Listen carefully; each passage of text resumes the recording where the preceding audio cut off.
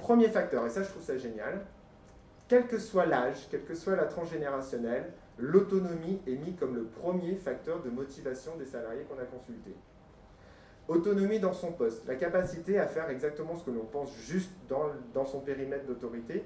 Et ça, c'est le premier facteur, quelle que soit la génération. Qu'on ait plus de 55 ans, qu'on ait moins de 25 ans, je regarde personne, on est motivé par le fait que l'autonomie dans son travail est forte.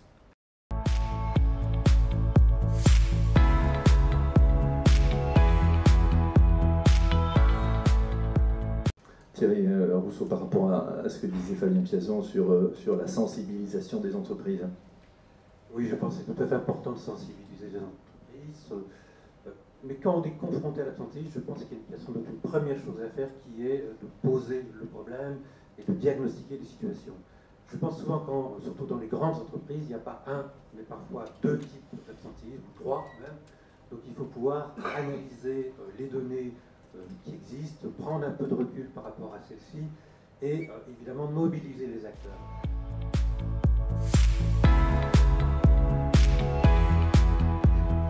Une solution unique pour mieux utiliser les ressources. Ce que j'ai envie de dire, qu'est-ce que vous faites là, mon cher Quentin? Racontez-nous. Merci pour cette question, c'est une belle façon de démarrer. Non, en fait, c'est très simple. Nous, on va jouer sur les causes de l'absentéisme et de la prévention dans un second temps. Mais la première chose sur laquelle on va aider nos clients, qui sont des grands groupes, ça va être de gérer l'absentéisme et en fait de notamment réduire l'appel à du personnel externe, parce qu'on se rend compte que finalement, quand il y a de l'absentéisme, faire appel à du personnel externe, ça peut être anxiogène, on ne trouve pas toujours la personne, ça désorganise l'équipe et puis surtout ça a un coût.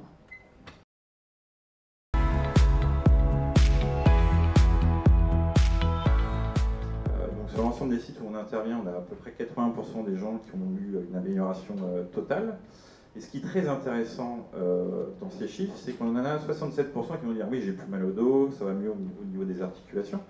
Mais que vous en avez 12,5% qui vous disent je dors mieux, et 12,5% qui vous disent je suis moins stressé. Donc en fait, avec une action à visée TMS pure, entre guillemets, vous voyez que vous avez quand même un impact sur les risques psychosociaux.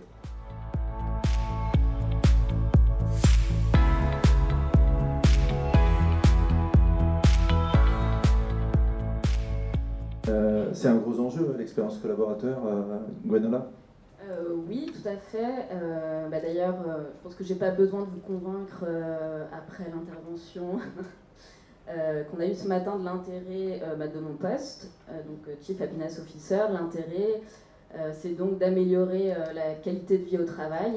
Et vous l'avez compris, c'est un enjeu qui n'est pas seulement un enjeu RH ou communication interne, c'est vraiment un enjeu business qui va avoir un impact sur l'engagement et du coup sur la performance.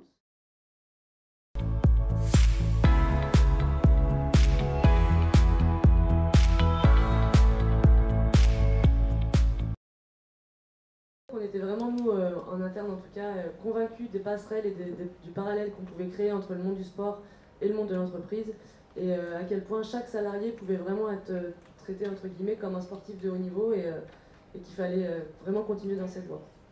Pour nous, les sportifs du quotidien.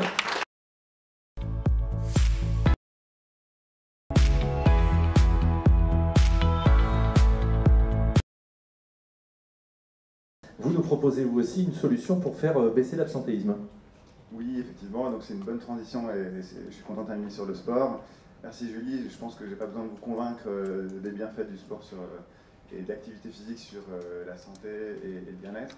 Donc effectivement, nous, on a une solution d'amélioration de la qualité de vie au travail. C'est un vaste sujet, la qualité de vie au travail, et on l'approche par le biais de l'activité physique et sportive. Donc en fait, Gymlead propose aux salariés un accès, un petit peu à l'image de Netflix ou de Spotify pour des univers que vous connaissez peut-être bien, un abonnement unique qui permet d'accéder en illimité à l'ensemble des infrastructures sportives en France,